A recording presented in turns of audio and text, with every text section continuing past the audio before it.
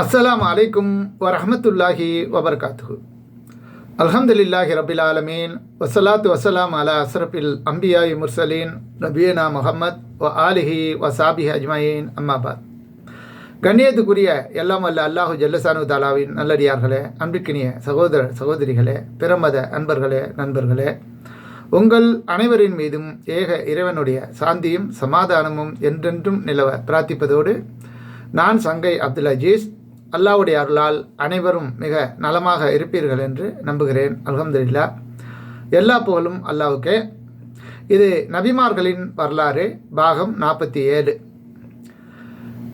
அல்லாஹ் திருமறை குர்ஆனில் நபிமார்களுடைய வரலாற்றை சொல்லக்கூடிய அந்த அடிப்படையில் வரிசை கிரமத்தின்படி 6வது நபியாக நபி இப்ராஹிம் அலைஹிஸ்ஸலாம் அவர்களுடைய வரலாறு. இது பாகம் 4. அதாவது இப்ராஹிம் அலைஹிஸ்ஸலாம் அவர்களுடைய வரலாற்றில் பாகம் 4. இதில் கடந்த காணொளியில் இப்ராஹிம் அலைஹிஸ்ஸலாம் அவர்கள் தன்னுடைய தந்தைக்கு பாவ மன்னிப்பு கேட்டார்கள். பிறகு அதை அல்லாஹ் மறுத்துட்டான்.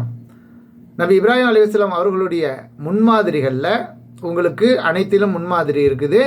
அவர் தனது தந்தைக்கு ஆசர் அவர்களுக்கு பாவ மன்னிப்பு தேடினாரே, அதை தவிர என்பதையும் குறிப்பிட்டு அந்த காணொலியை நிறைவு செய்தோம். அதில் விடுபட்டு போன ஒரு செய்தி என்னன்னு கேட்டிங்கன்னா, நபி இப்ராஹிம் அலைஹிஸ்ஸலாம் அவர்கள் தங்களுடைய தந்தைக்கு சாந்தி உண்டாகட்டும் என்று சலாம் சொன்னார்கள். அந்த சலாம் சம்பந்தமான விஷயங்களில் முஸ்லீம்களுக்கு மத்தியில் ஒரு தெளிவான ஒரு சிந்தனை கிடையாது.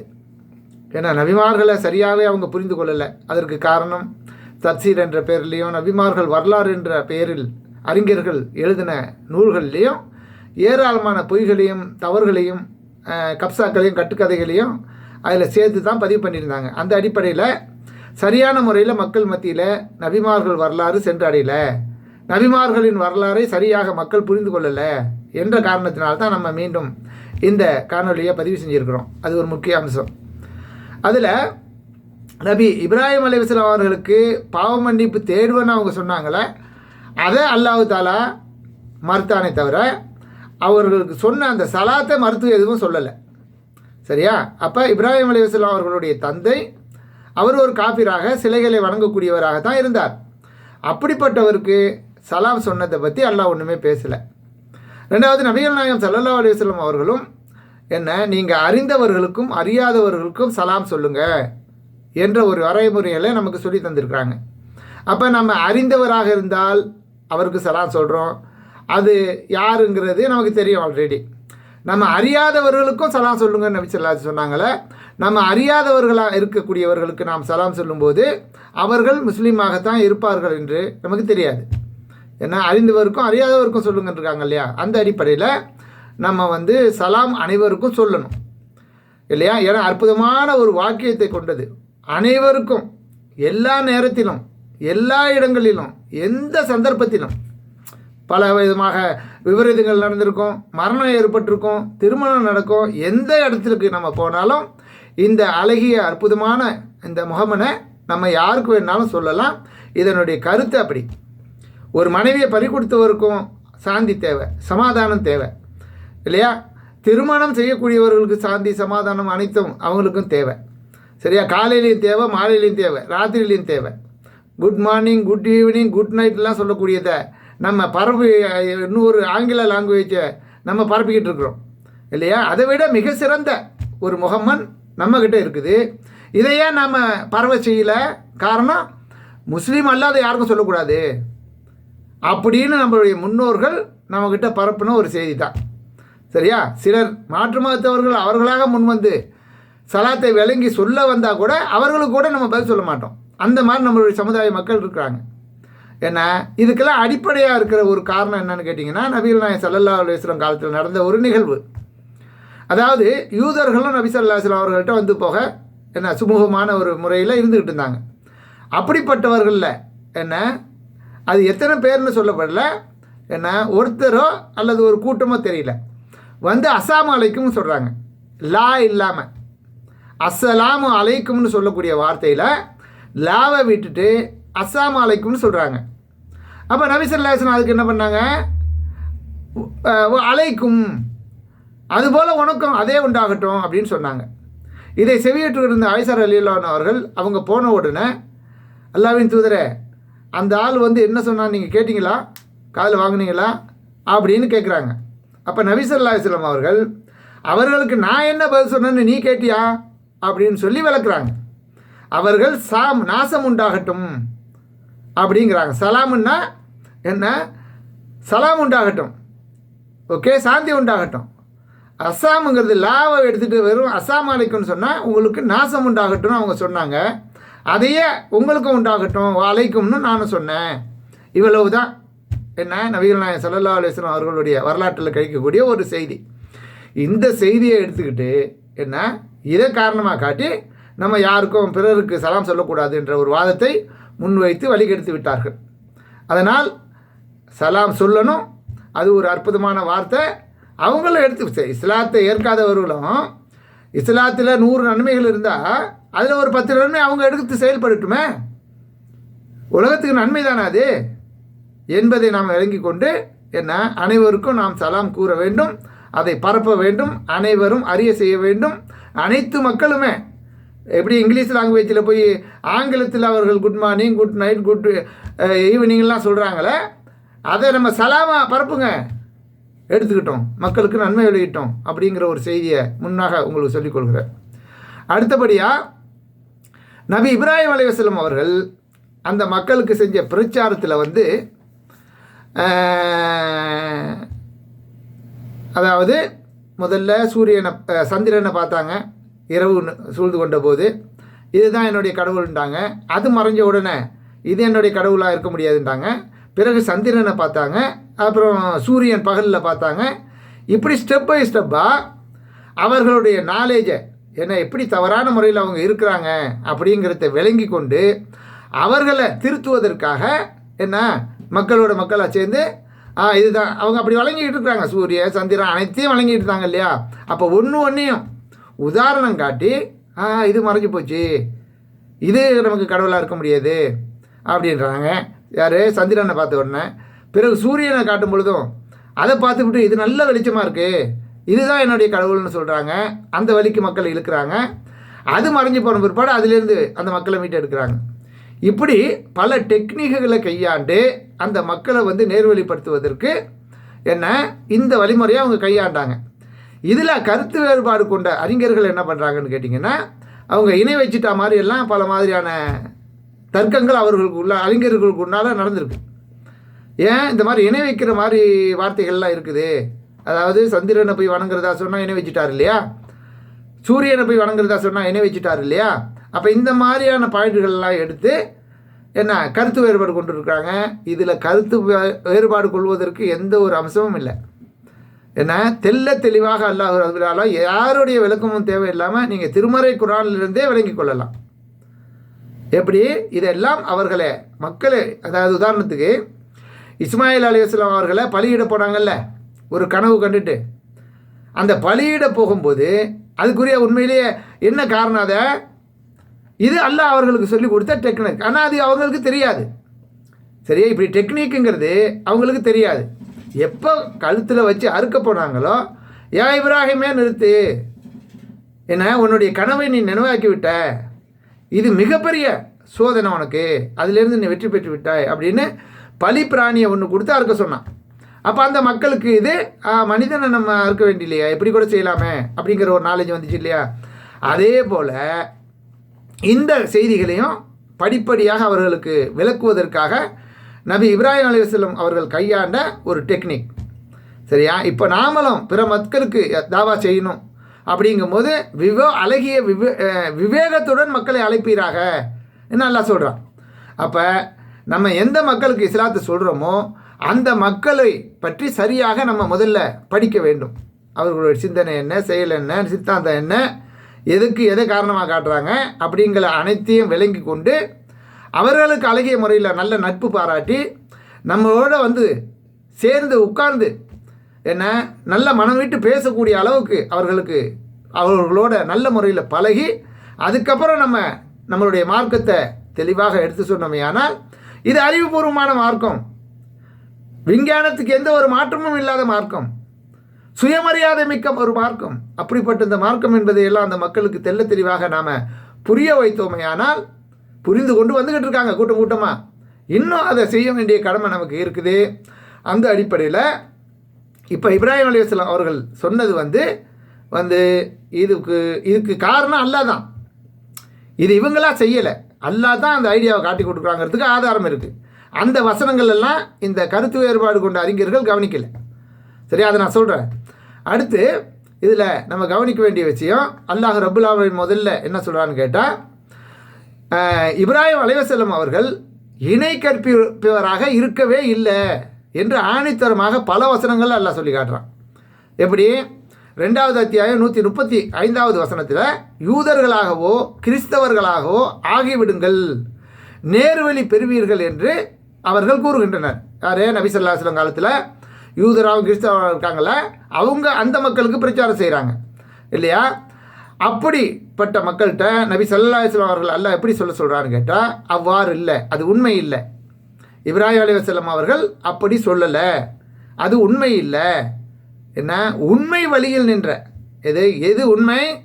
உண்மையான வழியில் நின்ற இப்ராஹிமின் மார்க்கத்தையே நீங்கள் பின்பற்றுங்கள், நாம் பின்பற்ற வேண்டும்.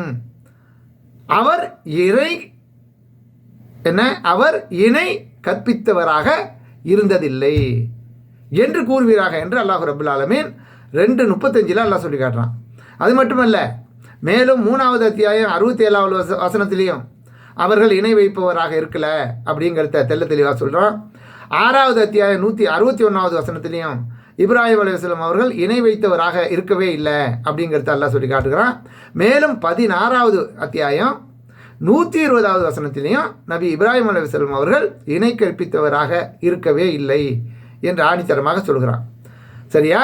அப்போ இதுக்கு இந்த வசனங்கள் எல்லாம் கருத்தில் கொள்ளாமல் அறிஞர்கள் அவர் இணை வைக்கிற மாதிரி பேசியிருக்காருன்னு சொல்லி கருத்து வேறுபாடு கொண்டாங்கன்னா இது எந்த விதத்தில் நியாயம்?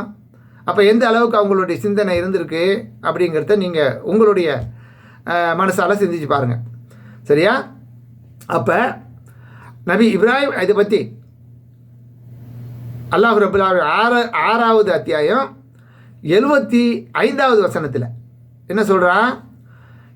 உறுதியான நம்பிக்கையாளராக இப்ராஹிம் அவர்கள் ஆகுவதற்காக அவருக்கு வானங்கள் மற்றும் பூமியின் சான்றுகளை, அத்தாட்சிகளை நாம் இது மாதிரி தான் விலக்கி சொன்னோம் அப்படின்னு அல்லாஹ் சொல்லி காட்டுறான். இது மாதிரி 83வது வசனத்தில் அந்த சூரிய சந்திரன்லாம் பார்த்து கடவுளாக இருக்குமோ அப்படின்னு சொன்னாங்கல்ல, அதுலேருந்து பின்வாங்கினாங்கல்ல, கடைசியில் இன்னி வஜித்து வஜிகள் இல்லாயே, அதாவது வானங்களையும் பூமியும் படைத்து எவன் படைத்தானோ அவனையே நான் முழுமையாக சார்ந்து விட்டேன்னு சொல்லி அந்த மக்களுக்கு அங்கேருந்து இறக்கி கொண்டு வந்து இங்கே நிறுத்தினாங்க பாருங்கள்.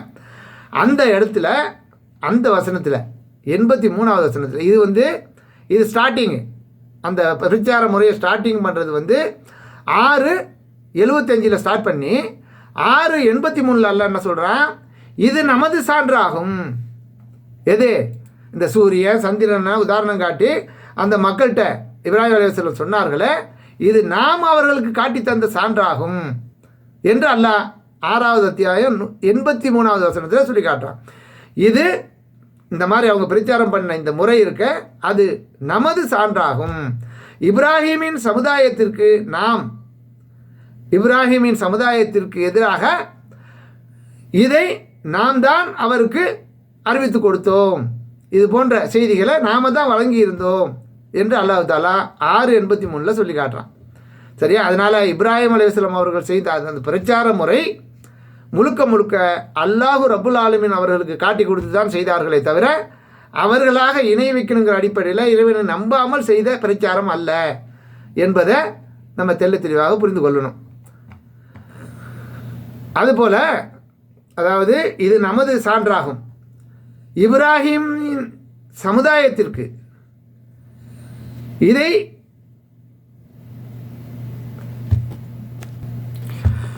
அன்புக்குரிய சகோதர சகோதரிகளை, அப்போ இப்ராஹிம் அலைஹிஸ்ஸலாம் அவர்கள் செய்த அந்த பிரச்சார முறை முழுக்க அல்லாஹ் அவர்களுக்கு காட்டி கொடுத்தது தான் என்பது அல்லாஹ் ரப்புல் ஆலமீன் இது முதலாவதாக 6:75 அந்த பிரச்சாரம் ஸ்டார்டிங் ஆகும்போது உறுதியான நம்பிக்கை கொள்வதற்காக இப்ராஹிம் அவர்களுக்கு வானம் மற்றும் பூமியின் சான்றுகளை இப்படித்தான் நம்ம காட்டி கொடுத்தோம். அப்போ வானம் பூமியில் உள்ள அந்த சான்றுகளை வச்சு தான் நாங்கள் பேசினாங்க, அதை இப்படித்தான் நாம் அவங்களுக்கு காட்டி கொடுத்தோன்னு சொல்லி தூங்குறான்.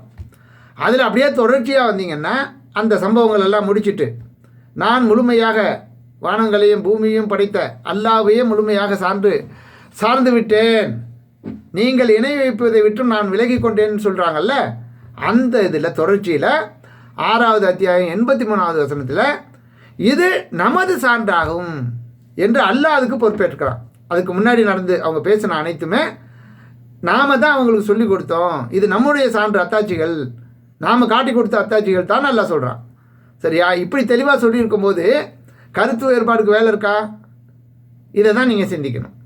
அப்போ இது நமது சான்றாகும், இப்ராஹிமின் சமுதாயத்திற்கு எதிராக இதை அவருக்கு நாம் தான் வழங்கினோம், நாம் நாடியவர்களுக்கு தகுதிகளை உயர்த்துவோம், நமது இறைவன் ஞானமிக்கவன் அறிந்தவன்.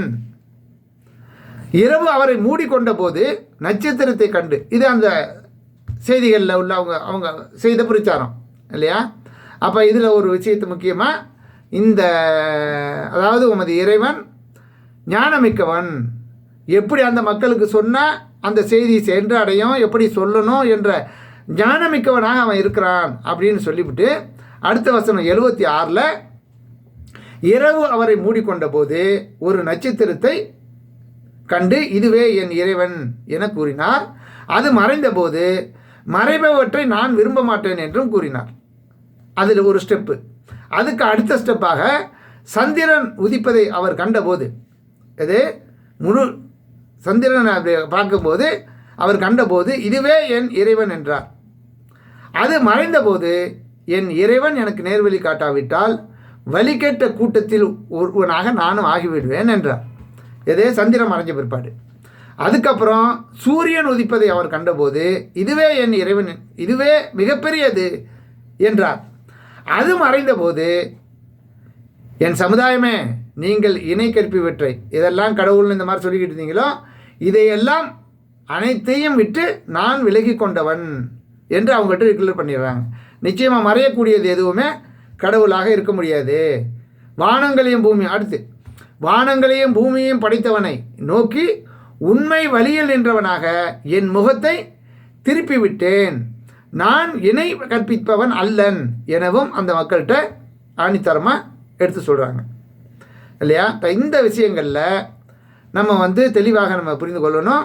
நபி இப்ராஹிம் அலைஹிஸ்ஸலாம் அவர்கள் இணை வைப்பவராக இருக்கலை. அவங்க செஞ்ச அந்த பிரச்சாரம் முழுக்க முழுக்க அல்லாஹ் காட்டி கொடுத்த அந்த ஒரு அடிப்படையில் தான் அதை செஞ்சுருக்காங்க அப்படிங்கிறத நம்ம விளங்கி கொள்ளணும். அடுத்ததாக அந்த இன்னொரு விஷயத்தை நம்ம கவனத்தில் கொள்ளணும். அன்பிற்கினிய சகோதர சகோதரிகளை, அடுத்து இதை தொடர்ந்து இப்ராஹிம் தமது சமுதாயத்திடம், இப்ராஹிம் அலைஹிஸ்ஸலாம் அவர்கள் அவங்களுடைய சமுதாயத்திடமும் அவங்களுடைய தந்தையிடமும் செய்த ஒரு முக்கியமான ஒரு பிரச்சாரம் இது. இந்த மாதிரி நபி இப்ராஹிம் அலைஹிஸ்ஸலாம் அவர்களுடைய பிரச்சாரத்தை அல்லாஹ் ரப்புல் ஆலமீன் 7 இடங்களில், அதாவது 7 அத்தியாயங்களில் பல விளக்கங்கள் கூடுதல் குறைவாக சேர்த்து அல்லாஹ் சொல்லுகிறான். அந்த அடிப்படையில் அடுத்த அவங்களுடைய பிரச்சாரம் எப்படி ஆரம்பிக்குதுன்னு கேட்டிங்கன்னா 21வது அத்தியாயம் 51 ஸ்டார்ட் ஆகுது. சரியா? 51 ஸ்டார்ட் ஆகி 73 வரலையும் அது தொடருது. தொடராக அப்படியே படிங்க. இதில் அல்லாஹ் ரப்புல் ஆலமீன் அவங்களுடைய பிரச்சாரத்தை மிக தெளிவாக நமக்கு சொல்லி காட்டுகிறான். 21 51லேருந்து இதற்கு முன் இப்ராஹிமுக்கு அவரது நேர்வழியை கொடுத்தோம், அவரை பற்றி அறிந்தவராக நாம் இருந்தோம். இப்ராஹிமுக்கு நாம் நேர்வழி கொடுத்தோம், அவரை பற்றி மிக தெளிவாக அறிந்தவராக நாம் இருந்தோம். நீங்கள் வணங்கும் இந்த சிலைகள் என்ன என்று அவர் தமது தந்தையிடமும் தமது சமுதாயத்திடமும் கேட்கிறார்கள். எங்கள் முன்னோர்கள் இவற்றை வணங்க கண்டோம் என்று அவர்கள் கூறினார்கள். அவ்வளவுதான். இதில் விளக்கம் ஏன் எப்படி அதெல்லாம் எங்களுக்கெல்லாம் தெரியாது. எங்கள் முன்னோர்கள் இப்படி வணங்க கண்டோம், அதை தான் நாங்கள் செய்கிறோம் அப்படின்னு அவங்க பதில் சொன்னாங்க. அதுக்கு இப்ராஹிம் அலைஹிஸ்ஸலாம் கேட்குறாங்க, நீங்களும் உங்களின் முன்னோர்களும் தெளிவான வழிகேட்டிலேயே இருக்கிறீர்கள் என்று அவர் கூறினார். அடுத்து, நீர் உண்மையாயே தான் கூறுகிறீரா அல்லது விளையாட்டுக்கு இப்படி பேசுகிறீரா என்று அவர்கள் கேட்குறாங்க இல்லையா? உண்மையாக அப்படி சொல்கிறா இல்லை இப்போ விளையாட்டுக்கு பேசுகிறியா, என்ன நினச்சிக்கிட்டு பேசுகிற அப்படிங்கிற மாதிரி கட்டுப்பாக கேட்குறாங்க. அப்படி அல்ல, அவ்வாறு இல்லை. வானங்களையும் பூமியையும் படைத்த இறைவனே உங்கள் இறைவனாவான், நான் இதற்கு சாட்சி கூறுபவன் என்று அவர் அவங்களுக்கு பதில் கூறுறார். மேலும் அல்லாவின் மீது ஆணையாக நீங்கள் திரும்பி சென்ற பின் உங்கள் சிலைகளை உடைப்பேன் என்றும் கூறுகிறார். ரொம்ப கட்டுப்பாகி விவகாரத்தில் நீங்கள் போங்க, என்ன செய்கிறேன்னு பாருங்கள் அப்படிங்கிற மாதிரி பேசுகிறாங்க. அதுக்கு இதில் அப்படியே சுருக்கமாக எல்லாம் வந்துடுவான். சரியா? நம்ம விளங்கி கொள்ளணும். அதனால் நான் கொஞ்சம் விளக்கமாக தான் சொல்கிறேன். 58வது அத்தியாயத்தில் என்ன சொல்கிறான்? அவர்கள் பெரிய சிலையிடம் திரும்பி வர வேண்டும் என்பதற்காக அவற்றில் அதை தவிர, அந்த பெரிய சிலையை தவிர மற்ற அனைத்தையும் உடைச்சி தூள் தூளாக ஆக்கிட்டாங்க இப்ராஹிம் அலைஹிஸ்ஸலாம் அவர்கள். அடுத்த வசனத்தில் நமது கடவுள்களை இவ்வாறு செய்தவன் யார் என்று அந்த ஊர் மக்கள்லாம் வந்து பார்த்துவிட்டு ஐயோ கொய்யோ முறைன்னு ஒரு இதாக கிடக்கு. அப்போ அவன் அநீதி இழைத்தவன் என்று அவர்கள் கூறினார்கள். நம்ம கடவுளை இப்படி ஆக்கிவிட்டான், அநியாயக்காரன், யார் அவன் அப்படிங்கிற மாதிரி பேசிக்கிறாங்க. அதில் ஓர் இளைஞர், அப்போ 40 வயசில் தான் நபி பட்டம் கிடைக்கும் அப்படின்னு சொல்கிறாங்கல்ல. நபி ஸல்லல்லாஹு அலைஹி வஸல்லம் அவர்களுக்கு 40 வயசில் அல்லாஹ் தேர்ந்தெடுத்தான். எல்லாரும் அப்படியா? எல்லாரும் அப்படி இல்லை. என்ன, இந்த சிலையை உடைத்தது யாருன்னு அந்த மக்கள் சொல்லும்போது ஒரு இளைஞர் நம்ம சிலைகளை, நம்ம கடவுள்களை எல்லாம் எப்போ பார்த்தாலும் விமர்சித்து கொண்டே இருந்தார். அதை நாங்கள் செவியேற்றுள்ளோம். அவர் பெயர் இப்ராஹிம் என்று குறிப்பிட்டார்கள். அப்போ அவரை மக்கள் பார்வைக்கு கொண்டு வாருங்கள், அவர்கள் என்ன செய்தார் என்பதை சாட்சி கூறட்டும் என்றார்கள். அப்போ உடனே அழைச்சிட்டு வந்துட்டாங்க. என்ன, இப்ராஹிம் அலைஹிஸ்ஸலாம் கேட்குறாங்க, இப்ராஹிமே, எங்கள் கடவுள்களை நீர்தான் இப்படி செய்தீரா என்று அவர்கள் கேட்கிறார்கள். அதற்கு இப்ராஹிம் அலைஹிஸ்ஸலாம் அவர்கள், இல்லை, நான் இல்லை, அவற்றில் பெரிய சிலையே அதை செய்தது. அந்த பெருசாக ஒன்றே ஒன்று விட்டு வச்சாங்கல்ல, அதை கேளுங்கப்பா, அதுதான் இது செஞ்சிச்சு அப்படின்னு அதை கையை காட்டுறாங்க. அதற்கு அவர், இல்லை, நான் இல்லை, அவற்றில் அந்த பெரிய சிலை தான் இதை செய்தது. அது பேசும் என்றால் உடைக்கப்பட்ட அவற்றிடமே விசாரித்து கொள்ளுங்கள் என்று கூறினார். என்ன சொல்கிறாங்க? அந்த பெரிய சிலை இருக்குது, உங்கள் கடவுள்களே மூத்த லீடரு, அதுதான் இருக்க உயிரோட, யாரும் உடைக்கலையே, அது பேசும்னு சொன்னால் நீங்கள் அதுக்கிட்டே கேளுங்க, அது சொல்லும் யார் இது மாதிரி செஞ்சது அப்படின்னு அவங்களுக்கு என்ன ஏறுற மாதிரி சொல்கிறாங்க. உடனே விழிப்படைந்து கொண்டு, யாரே அவர்கள் விழிப்படைந்து கொண்டு, நீங்கள் தாம் இவற்றை வணங்கியதன் மூலம் அநீதி இழைத்தீர்கள் என்று தமக்குள்ளே பேசிக்கொண்டார்கள். கொஞ்சம் விழிப்படைவு வந்த பிற்பாடு, அறிவு கொஞ்சம் வேலை செய்ய ஆரம்பித்த உடனே, என்ன, இந்த மாதிரி பேசாது, யார் உடைச்சாங்கிறதையும் அதால் காப்பாற்றி கொள்ள முடியல, உடைச்சது யாருன்னு சொல்லவும் முடியல, அப்படிப்பட்ட அந்த சிலைகளை கடவுள்னு வணங்கி நீங்கள் தானே கெட்டுக்கிட்டீங்க அப்படின்னு அவர்களுக்குள்ளேயே மனசுக்குள்ளே பேசிக்கிறாங்க. என்ன, அல்லாவை விடுத்து அடுத்து அப்படியே பல்ட்டி அடிச்சு, பின்னர் தலைக்கீழாக அவர்கள் மாறி பல்ட்டி அடித்து, இவை பேசாது என்பதை நீர் அறிவீரே என்று கேட்குறாங்க. யா இப்ராஹிமே, இது இந்த சிலைகள் இதுதான் பேசாதுங்கிறது தான் உனக்கு தெரியுமே, அதுக்கிட்ட கேளுன்னு கேட்குற சொல்கிற அப்படிங்கிறாங்க. அப்போ அல்லாஹுவை விடுத்து உங்களுக்கு எந்த பயனும் எந்த தீங்கும் தராதவற்றை வணங்குகின்றீர்களா என்று கேட்டார். அல்லாஹ் என்று நீங்கள் வணங்குபவற்றுக்கும் உங்களுக்கும் கேவலமே விளங்க மாட்டீர்களா என்றும் கேட்டார். நீங்கள் ஏதேனும் செய்வதாக இருந்தால் இவரை தீயில் பொசுக்கி உங்கள் கடவுள்களுக்கு உதவுங்கள் என்று அவங்க முடிவு எடுக்கிறாங்க. இவர் தீயில் போட்டு கொளுத்தி எரித்து அதன் மூலமாக நம்ம கடவுளுக்கு உதவுங்க அப்படின்னு சொல்லி அங்கே உள்ள மக்கள் எல்லாம் பேசிக்கிறாங்க. உடனடியாக அவங்க தீக்குண்டத்தை ஏற்படுத்தி அதில் போட்டு எரிச்சிட்டாங்கன்னு வச்சுக்கங்களேன். அந்த ஏற்பாடை உடனே செஞ்சுட்டாங்க. உடனே அல்லாஹ் என்ன பண்ணுறான்னு கேட்டால், அதுக்கு அடுத்த மெசேஜ் அவன் சொல்லக்கூடியது என்னன்னு கேட்டால், நெருப்பே இப்ராஹிமின் மீது குளிராகவும் பாதுகாப்பாகவும் ஆகிவிடு என்று நாம் கூறினோம். உடனே அல்லாஹ் நெருப்புக்கு கட்டளை இட்டுட்டான், இப்ராஹிமுக்கு நீ நெருப்புங்கிற தன்மையை எதுவும் செஞ்சிடக்கூடாது, அவருக்கு நல்ல குளிர் தரக்கூடியதாகவும் அதே சமயத்தில் அது பாதுகாப்ப கூடியதாகவும் நீங்கள் இருக்க வேண்டும் என்று நெருப்புக்கு அல்லாஹ் கட்டளையிட்டான். சரியா? அப்போ யாராலும் ஒன்றும் செய்ய முடியாது, அவங்கள அல்லாஹ் காப்பாற்றிட்டான். அதுக்கடுத்து 70வது வசனத்தில் அவருக்கு எதிராக அவர்கள் சூழ்ச்சி செய்தார்கள், அவர்களை நஷ்டம் அடைந்ததாக நாம் ஆக்கிவிட்டோம், நஷ்டம் அடைஞ்சிட்டாங்க அப்படின்னு சொல்லிவிட்டு அவரையும் நாம் அகிலத்தாருக்கு பாக்கியம், அவரையும் லூத்தையும் ரெண்டையும் சேர்த்துக்கிட்டாங்க.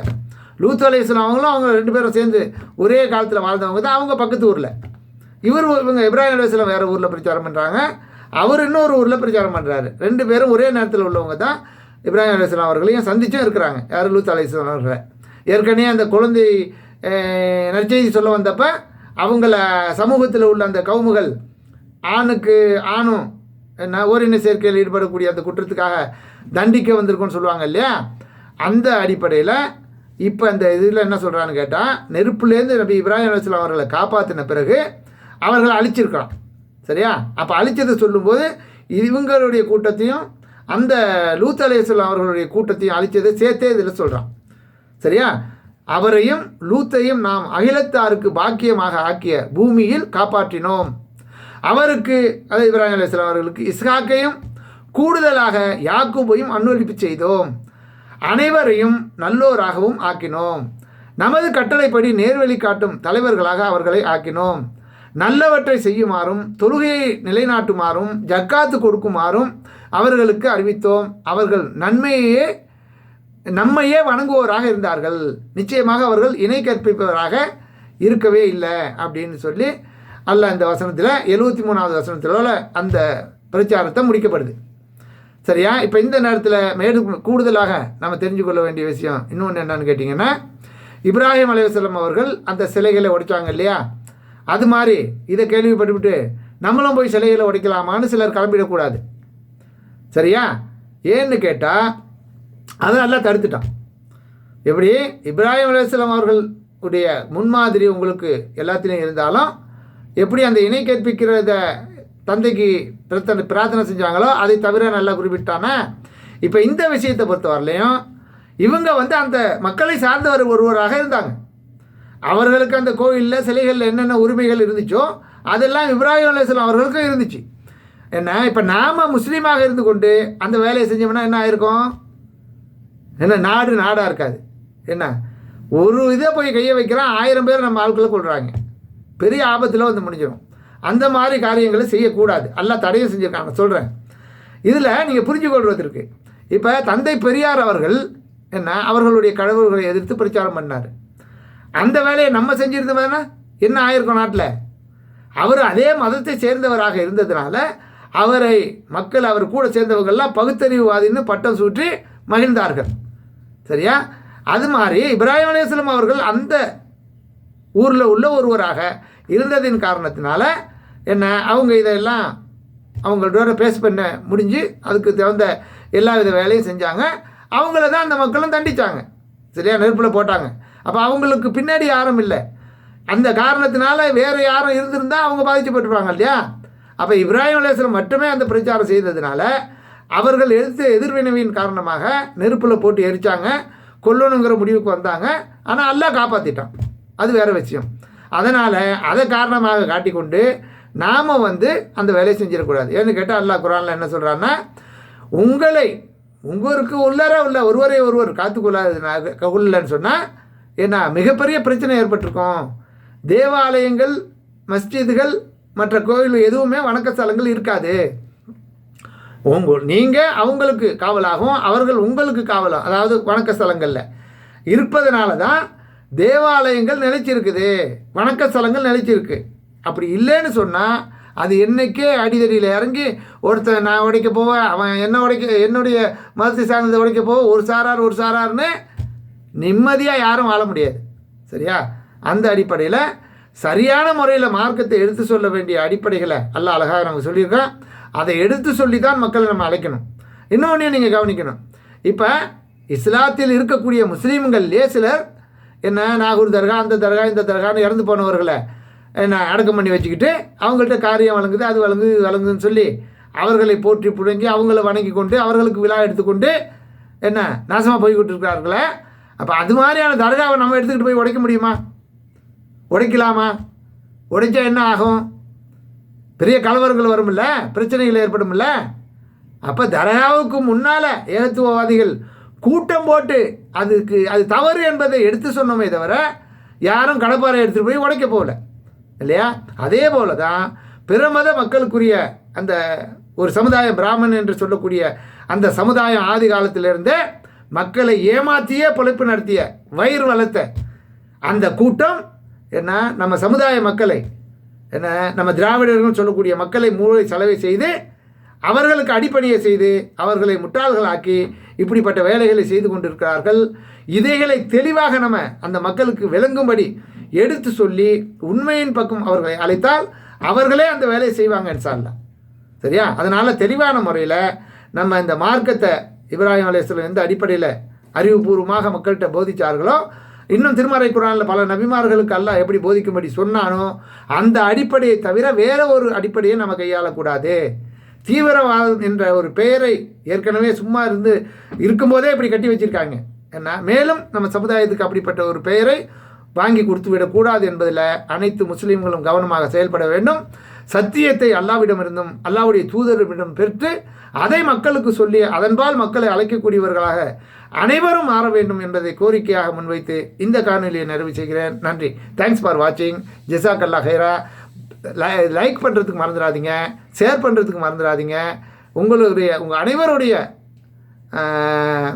உதவியும் ஒத்தாசையும் என்ன நம்மளுடைய சேனலுக்கு தேவைங்கிறத நீங்கள் அறிவீர்கள். எனவே மறந்துடாமல் அனைவரும் பார்க்கக்கூடிய நீங்கள் என்ன மறந்துடாமல் லைக் பண்ணிடுங்க, ஷேர் பண்ணிடுங்க. நன்றி. தேங்க்ஸ் ஃபார் வாட்சிங். ஜஸாக்கல்லா ஹைரா.